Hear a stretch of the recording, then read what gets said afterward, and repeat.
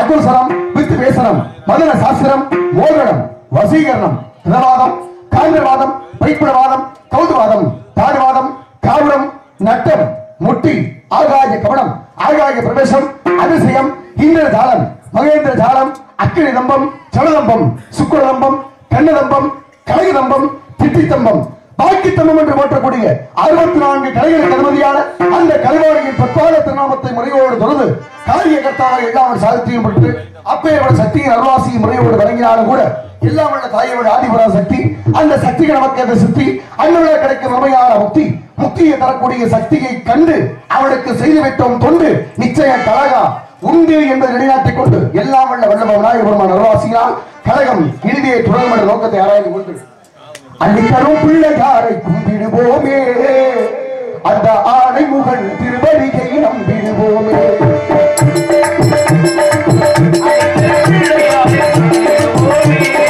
ஆணை முகன் திருவடியை நம்பிடுவோமே உள்ளத்தோடு பாதிருப்போமே ஞானத்தையும் ஆதவனை காத்திருப்போமே அள்ளித்தரும் பிள்ளையாரை கும்பிடுவோமே ஆணை முகன் திருவடியை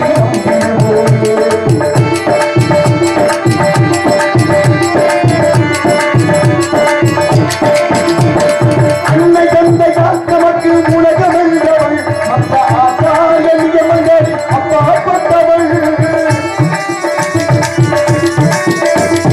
அன்னை தந்தை நமக்கு உலகம் என்றவள் மற்ற ஆசாரியமங்கள் அப்பாற்பட்டவள் என்ன வைத்து கும்பிட்டாலும் ஏற்றுக்கொள்பவள் என்ன வைத்து கும்பிட்டாலும் ஏற்றுக்கொள்பவள் அரடியவிட்டமான கருணம் வீட்டிருப்பவள் அழைத்தரும் பிள்ளையாரை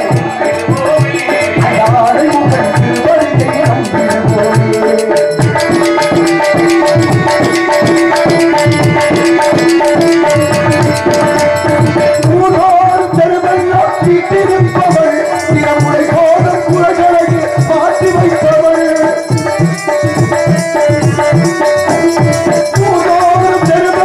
வீட்டிருப்பவள் திறமுறை கோதம் குலகளை மாற்றி வைப்பவள் தான் முழுதும் பல வடிவம் தாங்கி நிற்பவள் ஆடி பையாமல் பள்ளியாரை கூட்டமல் மகள் அடித்தரும் பிள்ளையாரை நம்பிடுவோமே ஆரை திருவடியை நம்பிடுவோமே உள்ளத்தோடு பாடியிருப்போமே காலத்தை ஆடவனை காட்டியிருப்போமே அடித்தரும் பிள்ளையாரை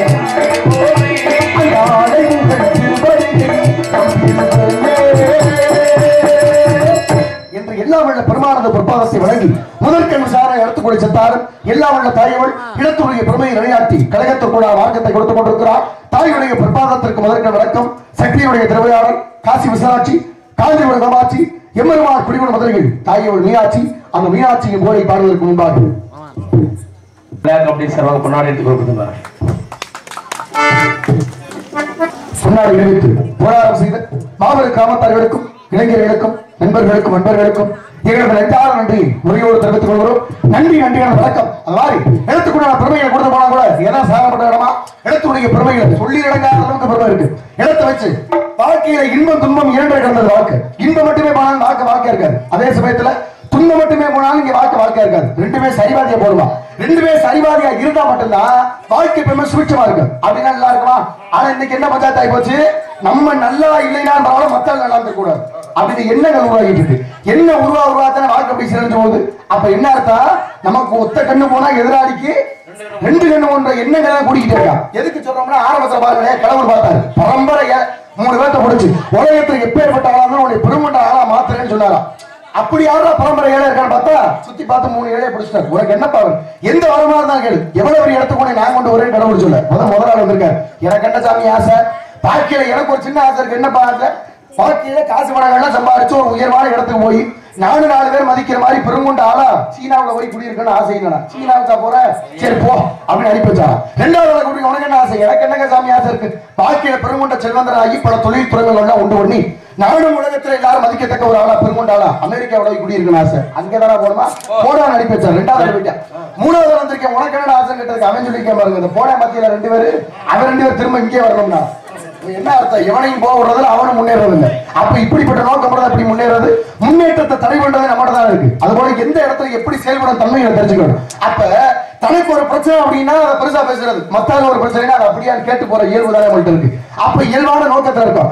மற்றவருடைய பிரச்சனையும் நம்முடைய பிரச்சனையை கூட எண்ணக்கூடியதான் இன்னைக்கு பெரிய மனுஷன் எல்லாம் மாறிட்டார். பாருங்க, எல்லா இடத்துலையும் பெரிய மனுஷனா வாழ்ந்துடலாமா பார்த்தோம்னா எண்ணம் தான் எல்லாத்தையும் மாத்துது.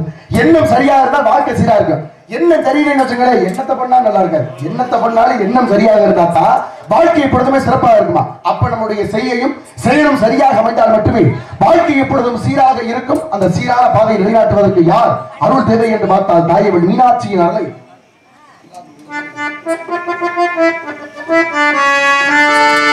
பல்லாக்கு புதுலகிலே பவனி வரும் மீனாட்சி, பாண்டியனா சொக்கனிடம் பாசம் கொண்ட ராசாத்தி.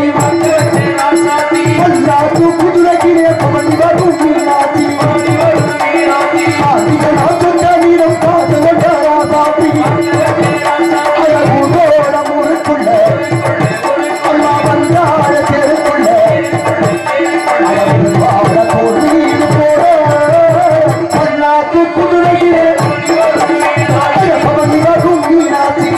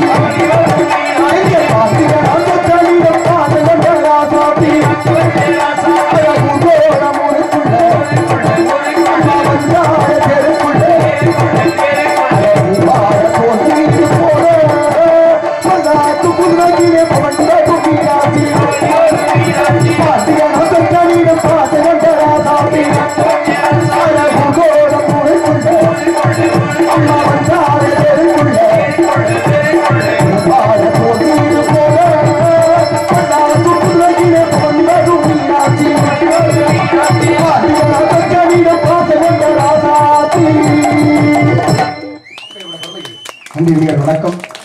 கைத்தட்டி உற்சாகப்படுத்தக்கூடிய நல்ல உலகளுக்கு நெஞ்சார்ந்த நன்றியை தெரிவித்துக் கொள்கிறோம். நன்றி, நன்றிகள் வணக்கம். அதுபோல முறையான இடத்துக்குண்டான புறவைகளை யாராக பார்க்கும்போது இந்த இடம் திவ்ய சொருபமாக அடங்கி கொண்டிருக்கிறது. பல நாடுகளுடைய படித்த சிறுபான்மை அளவிடுவது மத்தான் அழகு அலங்கார மலை, குளமலை, கோலமலை, குடும்பமலை, கொட்டமலை, நிலமலை, நீண்டமலை, எம்பெருமான் வசிக்கும் திருவேங்கட மலையா. அந்த மலைகளுக்கு பிரவேசக்கூடியவருக்கு இங்கே பார்த்தாலும் சிறப்பு. பாருங்களே, யாருக்கிட்ட பிரச்சனை இல்லை, பிரச்சனை இல்லாத வாழ்க்கை ஒரு வாழ்க்கையா இருக்கு. அதையும் கடந்து போகக்கூடிய வாழ்க்கை, எதையும் கடந்து போறதே வாழ்க்கை. அது மட்டும் கிடையாது.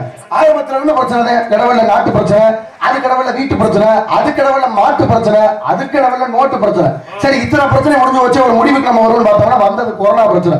சரி, கொரோனா பிரச்சனை முடியும் பார்த்தோம்னா வந்தது ஒமிக்கிறேன், நாடகத்தை அடிக்கிறான்னு அது ஒரு 2 வருஷமா நிப்பாட்டி நம்ம வீட்டுல இருந்தான். அப்ப இத்தனைக்கு அப்புறம் நம்ம எதுக்கு இந்த இடத்துல வந்திருக்கோம் அப்படின்னா கலை.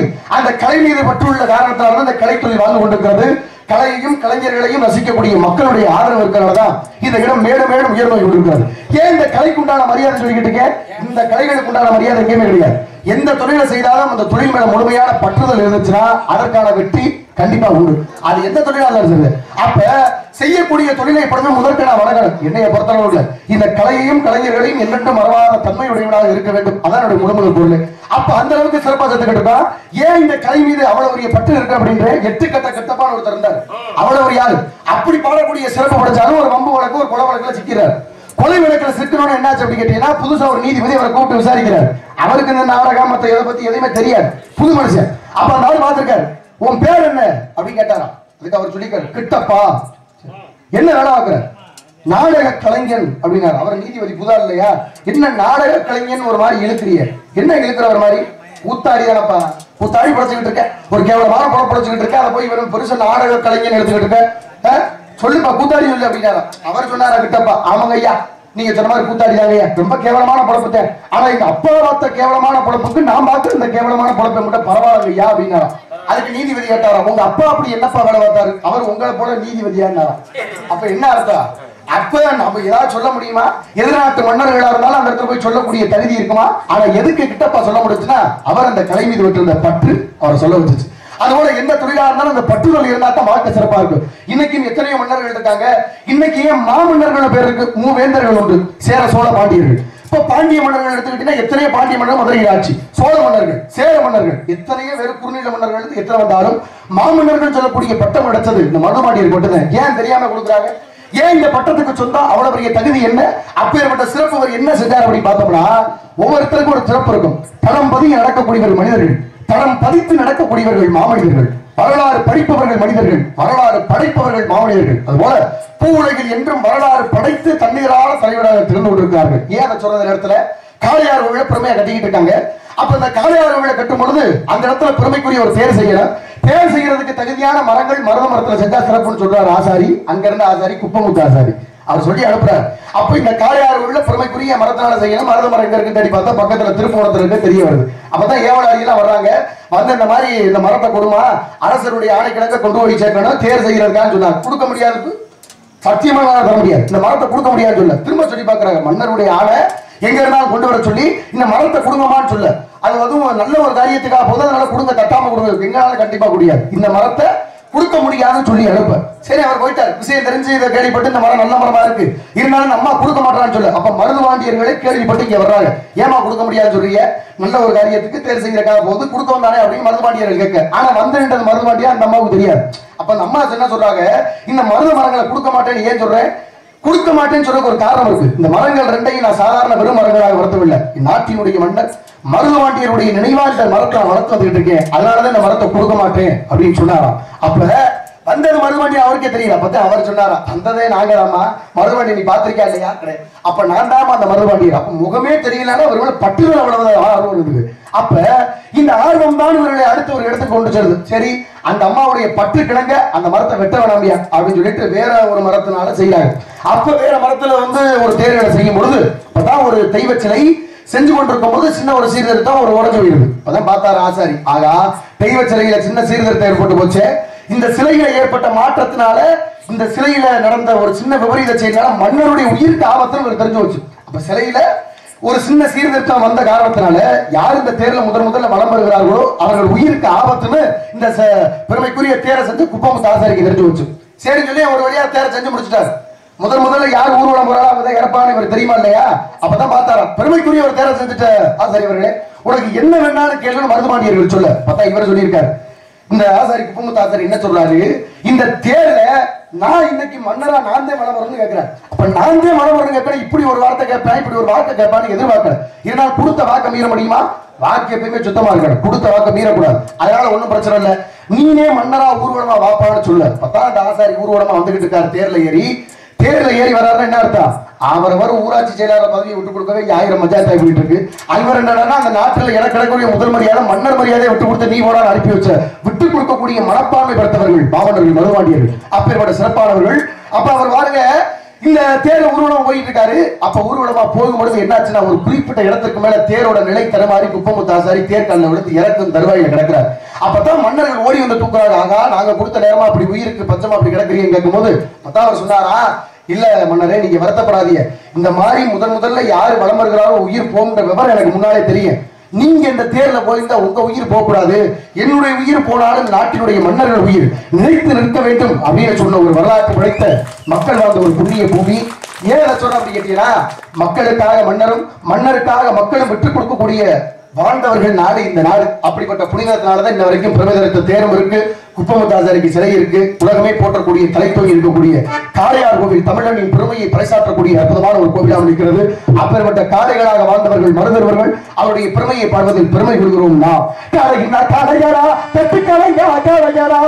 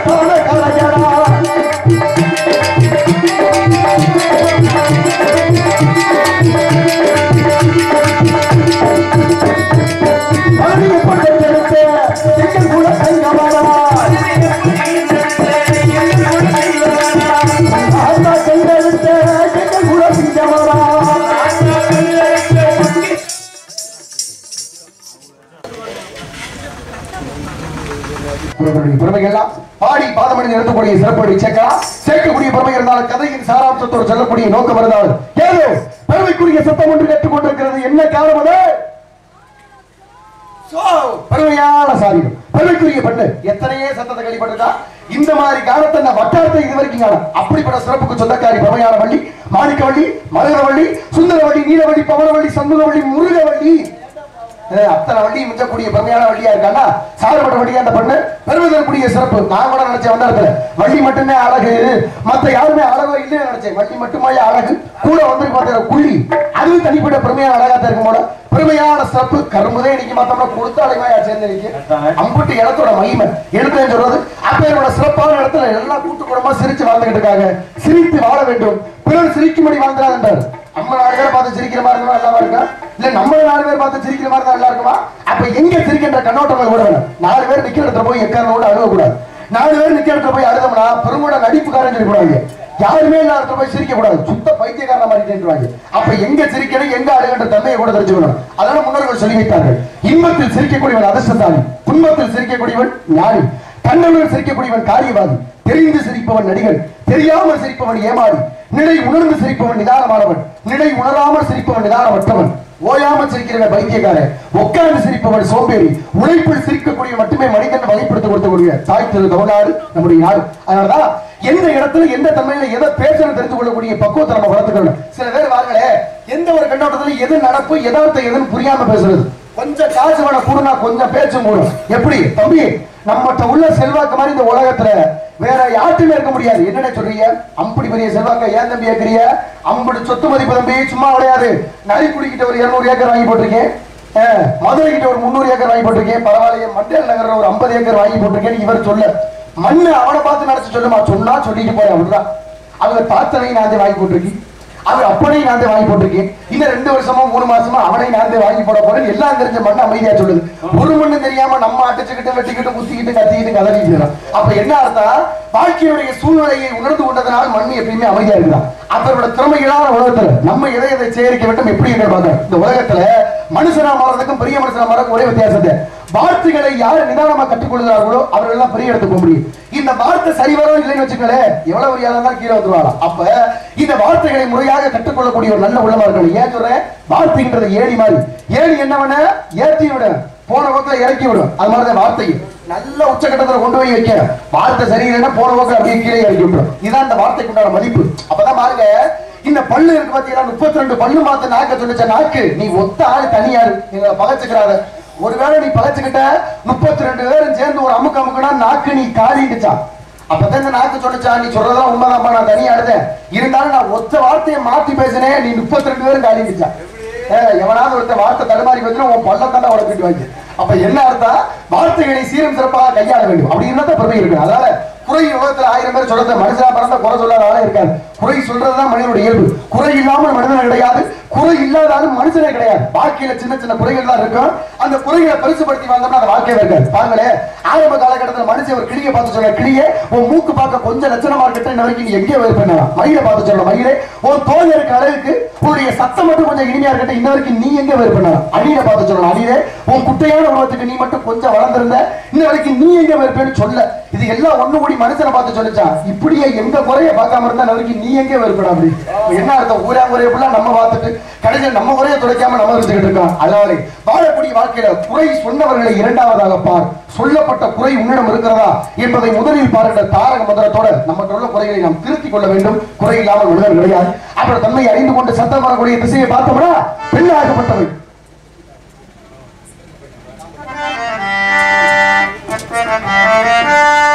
முத்துக்கு முத்தாக சொத்துக்கு சொத்தாக அண்ணன் தம்பி பிறந்து வந்தோம் உள்ளுக்குள் ஒன்றாக அன்பாரை இணைந்து வந்தோம் கண்ணுக்குள் கண்ணா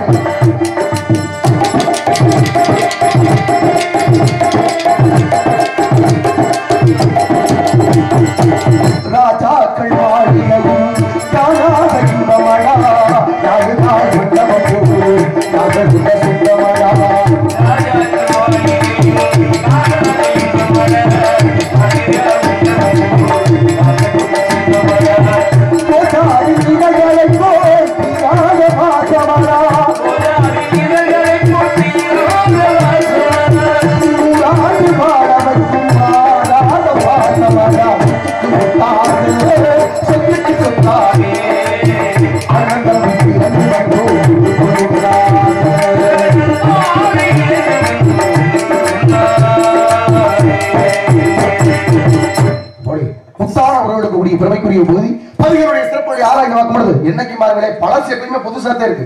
புதுசா வர எல்லாமே சீக்கிரம் பழசா போயிடும். இயற்கையோட நிகழ்ச்சிகளா கூட இருக்காது நினைக்கிறேன். அந்த அளவுக்கு குறிஞ்சி முல்லை மருதம் நெய்தல் பாதை என்று போற்றக்கூடிய அற்புதமான 5 வருடங்களில் குறிஞ்சி முருகப்பெருமானுக்கு சொந்தமானவரா சீக்கிரம் வள்ளிக்கு முருகனுக்கு திருமணத்தை முடிச்சு வைக்கணும். நம்ம வந்த கழகமோ வெற்றி இறந்தால் போல் இருக்க வேண்டும். அப்படிப்பட்ட தன்மையோடு வள்ளியோடு இருந்தால் வாழ்க்கை சிறப்பா இருக்கா. அதனால வள்ளியோட ஆளுநர் ஆளுநர் சொல்லக்கூடிய வார்த்தையை உச்சரித்துக் கொண்டிருக்கிறார். அனந்தரமா வார்த்தையை உச்சரிக்கிட்டு இருக்காங்கன்னா ஓம் என்ற பொருளுக்கு சொந்தக்கார முருகப்பெருமா முருகனை சீக்கிரம் போய் வள்ளிட்டு சேர்க்கிறது நம்மளுடைய கட்டாய நோக்கம். அது ஒரு பக்கம் இருந்து போட்டார். இப்ப பாருங்க எல்லாரோட சிறப்போட ஆராய்ச்சி பார்க்கும்போது உலகத்தில் ஒவ்வொரு பொருளுக்கும் தனிப்பட்ட மரியாதை உண்டு.